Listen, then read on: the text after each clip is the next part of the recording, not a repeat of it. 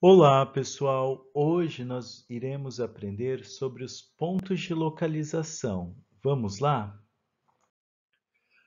Há muitos anos, os seres humanos perceberam que o Sol nasce sempre na mesma direção e se põe do lado oposto. A partir desta descoberta, foram estabelecidos alguns pontos de orientações. Vocês já perceberam que o Sol ele nasce de um lado e ele se põe do lado oposto? Nesta imagem, vocês podem perceber o Sol em diferentes posições ao longo do dia. Na primeira aqui, ó, o Sol está o quê? Está nascendo. Aqui eu tenho o Sol ao centro, que é o Sol no momento do aproximadamente ao meio-dia. E depois eu tenho o Sol aqui se pondo no final do dia. Vejam como o Sol ele vai se deslocando, ele vai alterando a posição dele. Ele nasce de um lado, né? Ele fica ao centro e depois ele se põe de outro. Vocês já perceberam essas diferenças? Vejam aqui também a posição.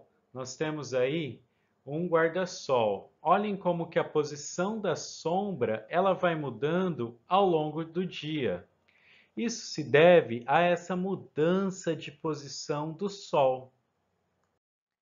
A partir desta constatação, né, muitos estudiosos atrás, eles definiram pontos de orientação, né?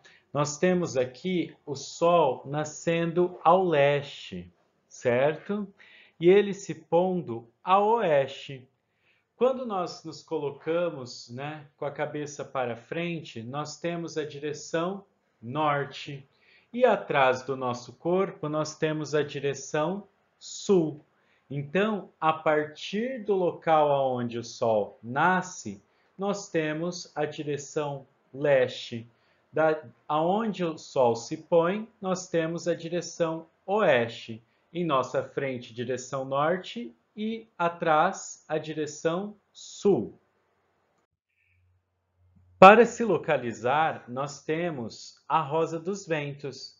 Vejam aqui, nós temos os pontos cardeais, que são norte, leste, sul e oeste, e nós temos os pontos colaterais, o nordeste, que fica entre o norte e o leste, o sudeste, que fica entre o leste e o sul, o sudoeste, que fica entre o sul e o oeste, e o noroeste, que fica entre o oeste e o norte.